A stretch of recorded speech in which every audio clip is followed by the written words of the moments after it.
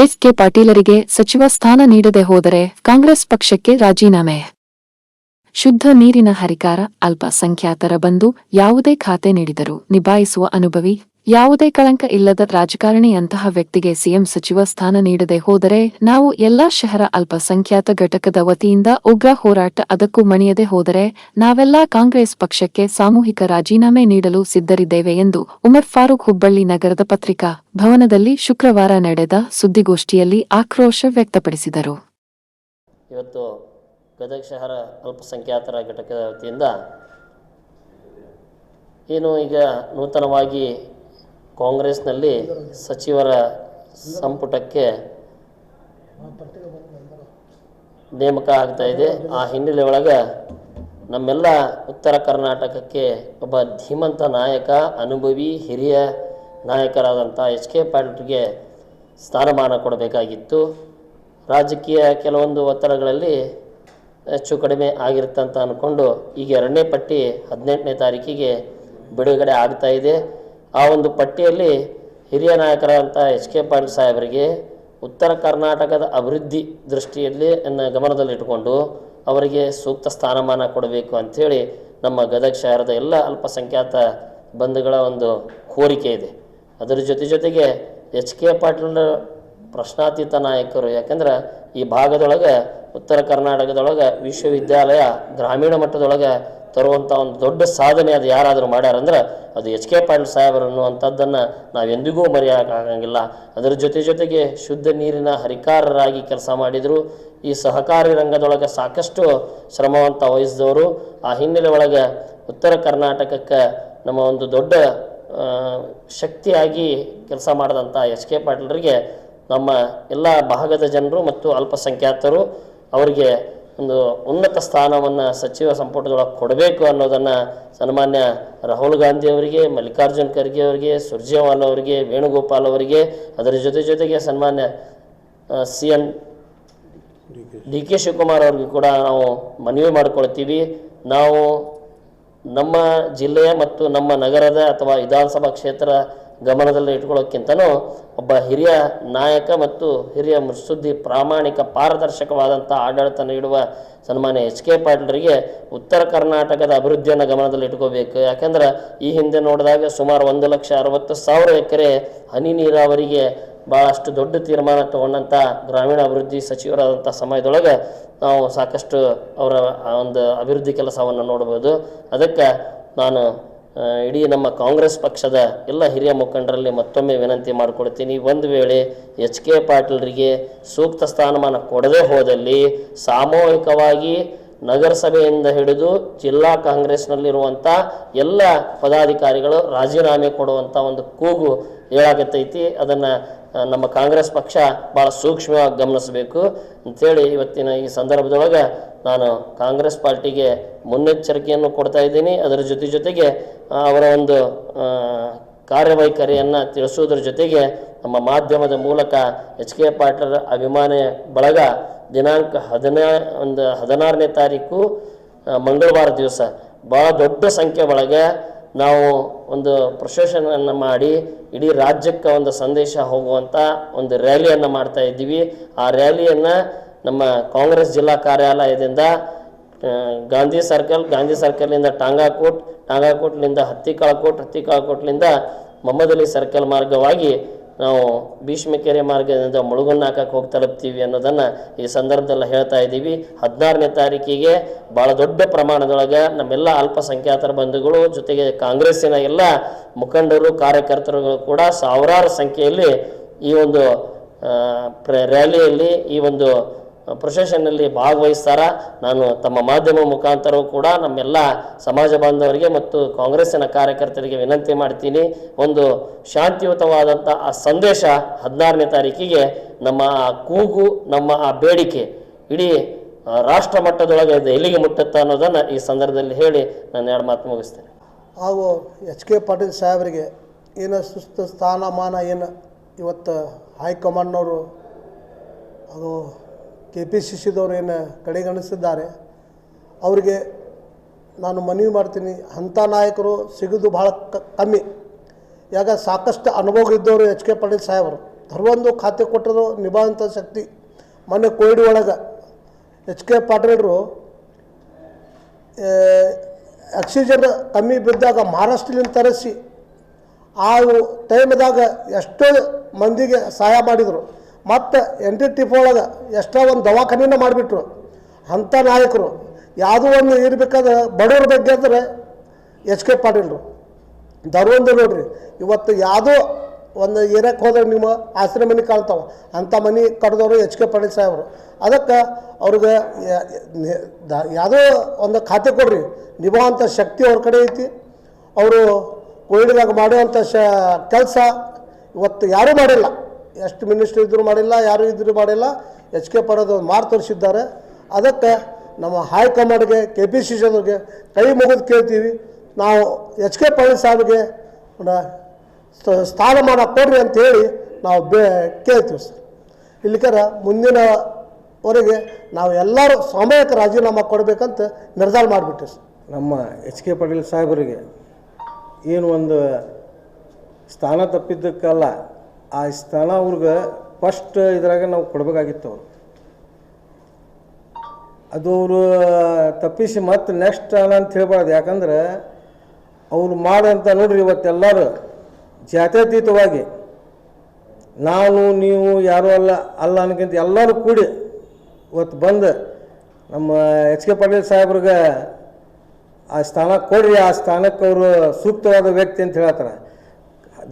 ದಶಕಗಳಿಂದ ಕಮ್ಮಿ ಅಂದ್ರೂ ಒಂದು 50-55 ವರ್ಷಗಳಿಂದ ಅವರು ರಾಜಕೀಯದಾಗ ಅವರು ತಂದೆ ಇವ್ರಲಿಂದ ಅದಾರ. ಆದರೆ ಯಾವುದೂ ಒಂದು ಕಪ್ಪು ಚುಕ್ಕೆ ಏಕ್ದಮ್ ವೈಟ್ ಮನುಷ್ಯ ಅಂತೇಳಿದ್ರೆ ಗದಗ ಇದು ನಮ್ಮ ರಾಜ್ಯಕ್ಕಲ್ಲ ರಾಷ್ಟ್ರಕ್ಕೆ ಯಾರೋ ಒಂದು ವ್ಯಕ್ತಿ ಅದಾರ ಅಂತ ಅದು ನಮ್ಮ ಎಚ್ ಕೆ ಪಾಟೀಲ್ ಸಾಹೇಬರು. ಅಂಥವ್ರಿಗೆ ನಾವು ಇವತ್ತು ಒಂದು ಸ್ಥಾನಮಾನ ಕೊಟ್ಟರೆ ಮುಂದೆ ಬರೋ ಪೀಳಿಗೆಗಳಿಗೂ ಒಂದು ದೊಡ್ಡ ಕೆಲಸ ಆಗುತ್ತೆ. ಇನ್ನೊಂದು ನೋಡ್ರಿ, ಈಗ ಶುದ್ಧ ನೀರಿನ ಹರಿಕಾರ ರಾಷ್ಟ್ರಕ್ಕೆ ಅವ್ರ ಹೆಸರೈತಿ.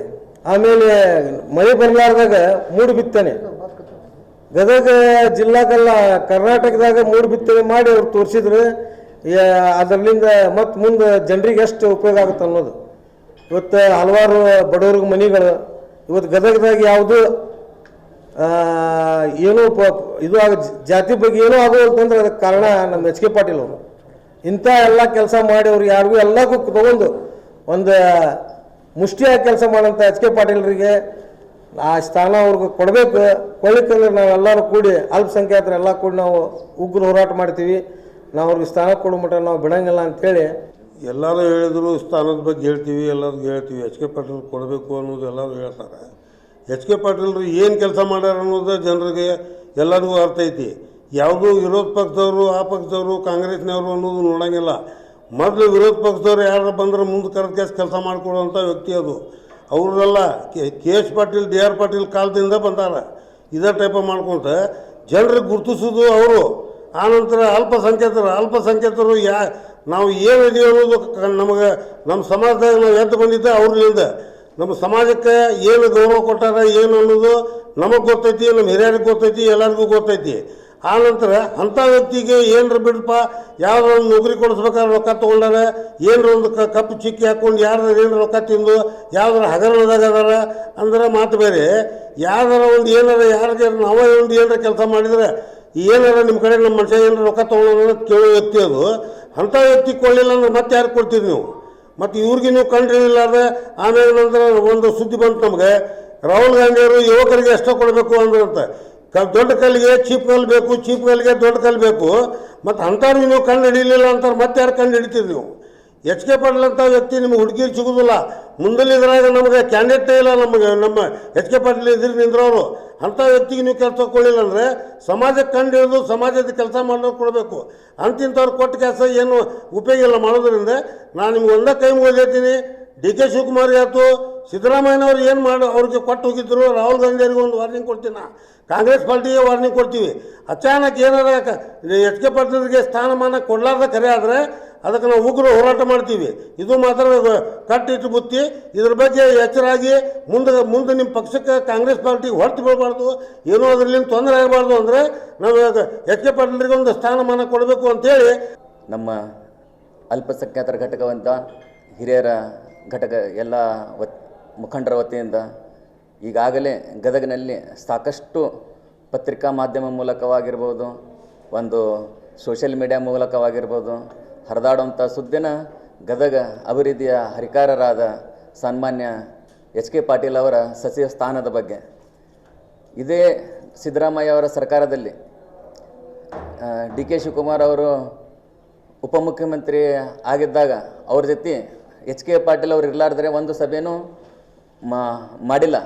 ಅಂಥ ಒಂದು ಶ್ರೇಷ್ಠ ವ್ಯಕ್ತಿಯನ್ನು ಇವತ್ತು ಮೊದಲನೇ ಪಟ್ಟಿಯಲ್ಲಿ ಇಲ್ಲ ಅಂತಂದರೆ ಇಡೀ ಗದಗ ಜಿಲ್ಲಾಕ್ಕಲ್ಲ, ಇಡೀ ರಾಜ್ಯಕ್ಕೆ ಇದು ಒಂಥರ ಒಂದು ಒಳ್ಳೆಯ ನಾಯಕರಿಗೆ ಕೊಳ್ಳಾರ್ದ ಎಲ್ಲರಿಗೂ ಭಾಳಷ್ಟು ಮಂದಿಗೆ ನೋವಾಗೈತಿ. ಆದ ಕಾರಣ ಆದಷ್ಟು ಬೇಗ ಇದು ನಮ್ಮ ಕಾಂಗ್ರೆಸ್ ಪಕ್ಷದ ರಾಷ್ಟ್ರೀಯ ಅಧ್ಯಕ್ಷರಾದ ಮಲ್ಲಿಕಾರ್ಜುನ್ ಖರ್ಗೆ ಅವರು, ಸೋನಿಯಾ ಗಾಂಧಿ ಮೇಡಮ್ ಅವರು ಹಾಗೂ ರಾಹುಲ್ ಗಾಂಧಿ ಅವರು ಇದಕ್ಕೆ ಮಧ್ಯ ಪ್ರವೇಶಿಸಿ ನಮ್ಮ ಕರ್ನಾಟಕದ ಮುಖ್ಯಮಂತ್ರಿಯಾದ ಡಿ ಕೆ ಶಿವಕುಮಾರ್ ಅವರ ನೇತೃತ್ವದಲ್ಲಿ ಏನು ಸರ್ಕಾರ ನಡೀಲಿಕ್ಕತ್ತಿದೆ ಅದನ್ನು ಎಚ್ ಕೆ ಪಾಟೀಲ್ ಅವರು ಹಿರಿಯರು ಇಲ್ಲ ಅಂತಂದ್ರೆ ಅದಕ್ಕೆ ಕಳೆ ಬರೋಂಗಿಲ್ಲ ಅಂಥೇಳಿ ನಾವು ಅನ್ಕೊತೀವಿ.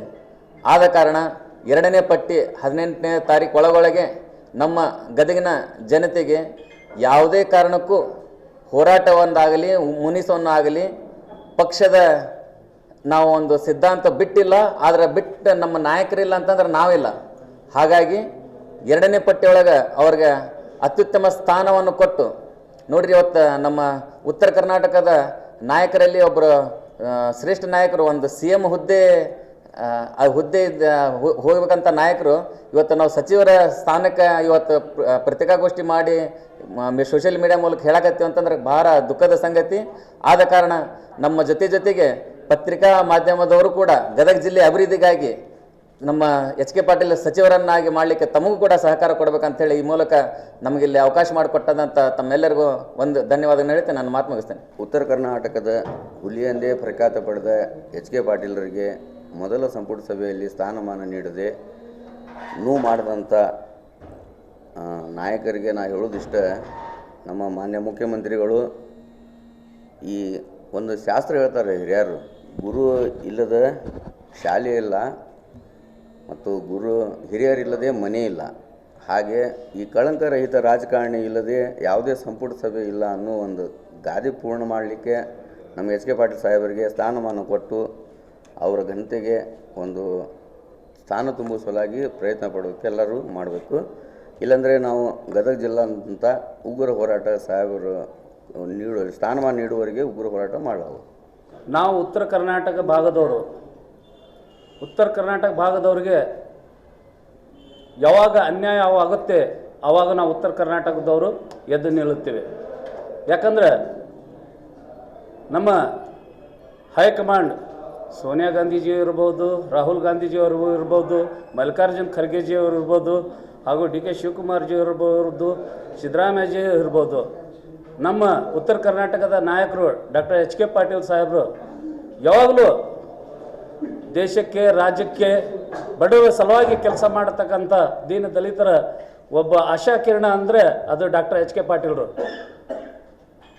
ಯಾವಾಗಲೂ ಅವರು ಬಡವರ ಚಿಂತನೆ ಮಾಡುವಂಥ ಒಂದು ನಮ್ಮ ನಾಯಕರು. ಅಂಥವ್ರಿಗೆ ಇವತ್ತು ಮೊದಲ ಪಟ್ಟಿಯಲ್ಲಿ ಅವರಿಗೆ ನಾವು ಮುಖ್ಯಮಂತ್ರಿ ಮಾಡ್ತಾರ ಅಂತ ಹೇಳಿ ತಿಳ್ಕೊಂಡಿದ್ವಿ. ಆದರೆ ಅವರಿಗೆ ಕೈ ಬಿಟ್ಟು ಸಚಿವ ಸ್ಥಾನ ಸಹಿತ ಕೊಳ್ಳಾರ್ದ ಎಲ್ಲರೂ ಉತ್ತರ ಕರ್ನಾಟಕದವರಿಗೆ ಒಂದು ನೋವದ ಸಂಗತಿಯಾಗಿದೆ.